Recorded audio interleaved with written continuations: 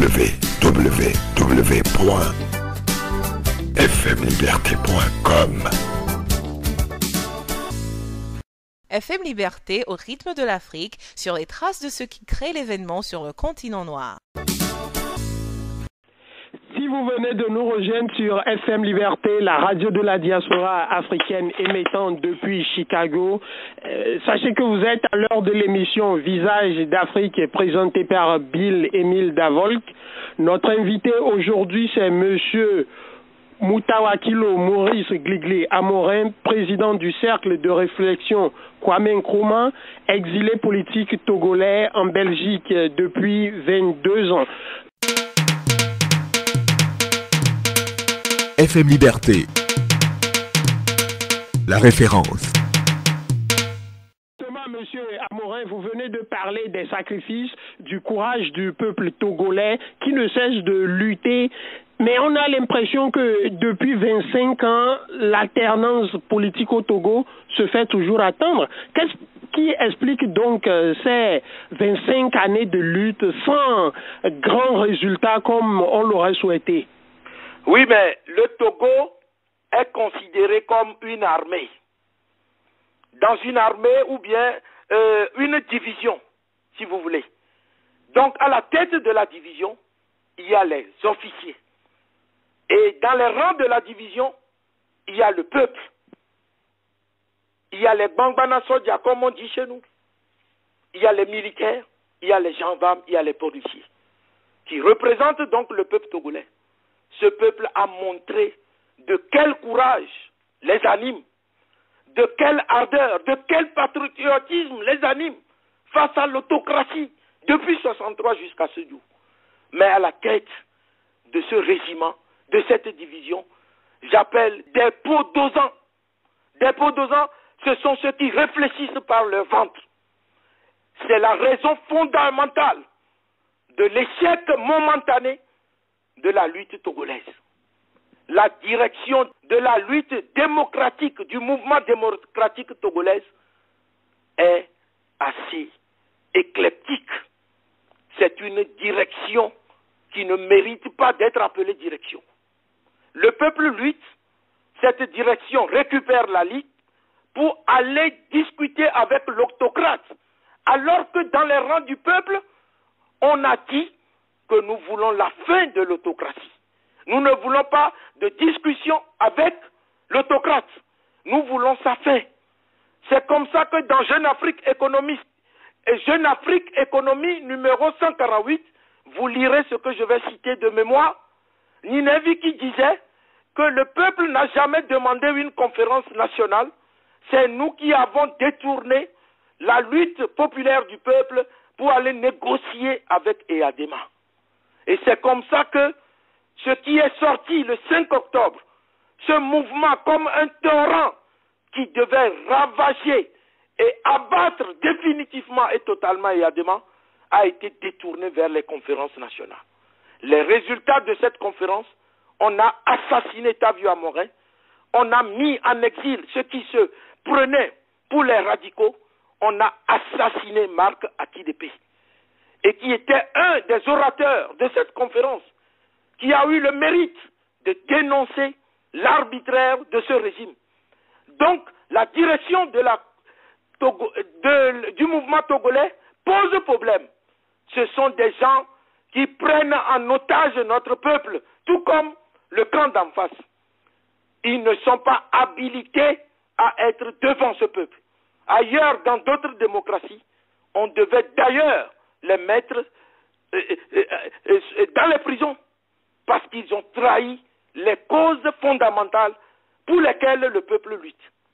Qui a demandé à Fabre d'aller négocier avec Faure? Est-ce qu'il a demandé l'avis de ce peuple? Je rappelle à nos auditeurs que Jean-Pierre Fabre a demandé et obtenu une audience auprès de Faure Gnassingbé. D'abord, que pensez-vous de la démarche de Jean-Pierre Fabre, Monsieur Amorin? C'est une démarche malhonnête. C'est une démarche antidémocratique. Fabre, Jean-Pierre Fabre, qui n'arrive pas à communiquer. Un leader doit pouvoir communiquer. Fabre doit pouvoir parler, pas seulement en minant. Fabre doit pouvoir parler, il doit pouvoir communiquer. Fabre a mis les gens avec son frac dans les rues de Lomé pendant plus d'une année. Ils ne nous ont jamais établi un bilan. Il a dénoncé l'élection présidentielle. Il a dit que Faure n'a jamais été son président. Et puis un jour, nous le voyons sur les sites internet avec son cartable sous les bras, aller voir Faure. Finalement, Faure est-il un président? Finalement, Faure est-il devenu un président? Le peuple togolais n'a jamais reconnu Faure. Alors, est-ce qu'il revient à Fabre d'aller réhabiliter Faure? Est-ce qu'il revient dans les attributs de Fabre? Où est-ce que nous allons? Qui trompe qui? Vous mettez les gens, on a tué les gens, on a emprisonné les gens, vous les mettez dans les rues, et puis un jour, vous arrêtez le mouvement de la rue et vous allez négocier. Qui a demandé à cette opposition d'aller négocier quoi que ce soit avec Faure? Qui? Quand on parle de dialogue, un dialogue doit être équitable. Quand on ira un jour en dialogue avec ce régime, on parlera de sa fin, de son départ du pouvoir. On ne va pas négocier des élections communales ou présidentielles avec Faure. Faure ne partira jamais par les dialogues. Le seul mouvement qui a failli faire partir ce régime, ce fut le 5 octobre 90. Et c'est le peuple togolais, sans une direction, sans un opposant quelconque. Et c'est ce que nous avons vu en Afrique du Nord. Partout, ce sont les peuples qui prennent les initiatives. Ce ne sont pas des individus comme les Fabres, les Agboïbo et tout son consort. Quelle est la différence aujourd'hui entre l'UFC et l'ANC? On a critiqué Gilles Christ. Aujourd'hui, on refait les mêmes choses que Gilles Christ. Quelle est la différence fondamentale? Dites-le-moi, monsieur le journaliste. L'audience de Jean-Pierre Favre chez Faure Gnassingbé a quand même abouti à un dialogue politique inter-togolais, le 25e du genre d'ailleurs. Et qu'est-ce que ce 25e dialogue a-t-il donné? Dites-le-moi. Nous parlons du dialogue ou bien nous parlons de la fin de ce régime? Quand vous dialoguez avec eux, vous les réhabilitez. Vous dites qu'ils sont chefs d'État, ils sont ministres, ils sont ceci, ils sont cela. Le peuple ne reconnaît pas ces hommes. Laissons l'initiative à ce peuple et nous verrons ce que ce peuple va faire. Monsieur le journaliste, dites-moi quels sont les résultats de ce énième dialogue. Qui a demandé à Fabre et compagnie d'aller négocier avec Faure? Désormais, Faure est-il devenu un président pour lui? Lui-même, qui l'a instauré? C'est le régime qui dit de lui qu'il est chef de l'opposition. Toujours dans des arrangements. L'opposition, c'est le peuple togolais. Quand ce peuple vaincra la dictature totalement et définitivement, nous ferons les rangs pour ceux qui auront mérité d'être chefs de l'opposition. Je dis que UFC et ANC, c'est même pipe, même tabac. Je pèse mes mots. J'avais écrit un article quand on a créé l'ANC et les gens voulaient me manger vivant. Quels sont les résultats aujourd'hui? Que fait l'ANC concrètement? Quel est son programme politique? Tous les samedis, à la plage, c'est ça le programme politique? Et après, où allons-nous? Lorsqu'on est incapable, lorsqu'on se sent soi-même incapable et incompétent d'être à la tête d'un peuple, on démissionne et on reste dans la division. Je dis que cette opposition est disqualifiée, notamment M. Fabre. Il n'est pas mon leader, il ne le sera jamais. Ce monsieur ne communique pas. On lui donne le micro, on n'entend rien. On n'entend rien. Voilà. Cette opposition et ce régime sont disqualifiés. Laissons le peuple prendre les initiatives. Partout en Afrique, c'est le peuple qui est le seul vainqueur. Ce n'est pas un certain Jean-Pierre Fabre. Ce n'est pas un certain Patrick Lawson. ni un certain Goïbo qui renouvelle sa classe par les Kizijans qui sont dans des assemblées croupillons où on leur donne 1 million par mois multiplié par 12 fois 5 pour faire un peu de pognon et rentrer dans les dépenses.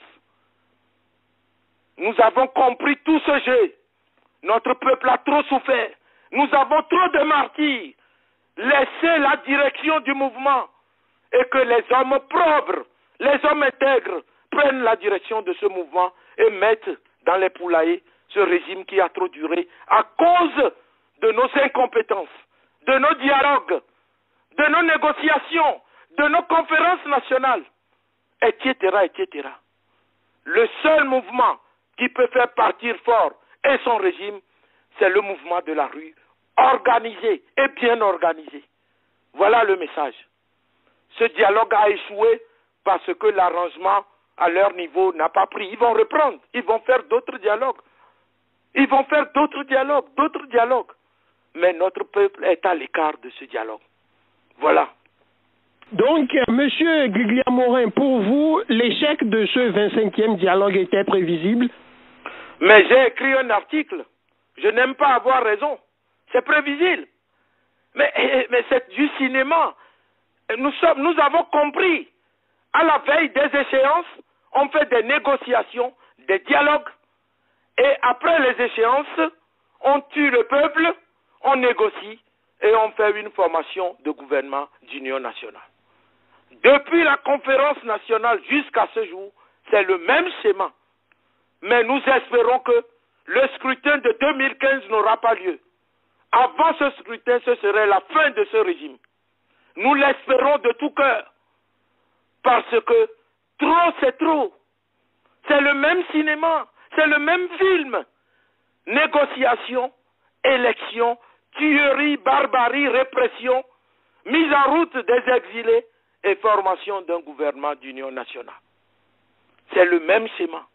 Reculez de quelques années et vous verrez que ce que je dis n'est que simple vérité. L'ambiance comme il en existe nulle part ailleurs, c'est sur la radio de la diaspora, FM Liberté.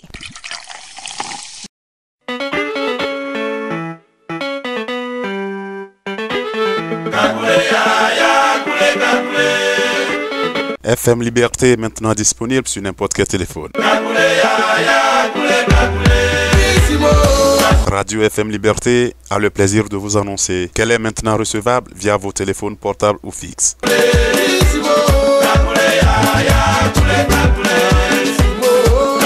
En appelant le 312 348 51 59. À partir de vos téléphones portables ou fixes, vous pouvez alors nous écouter en direct et sur vos émissions favorites sur la radio de la diaspora africaine.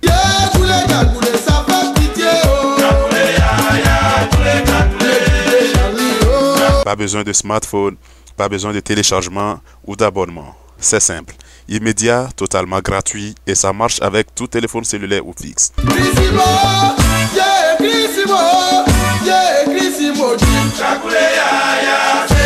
Un seul numéro, composez le 312 348 51 59 312 348 5159.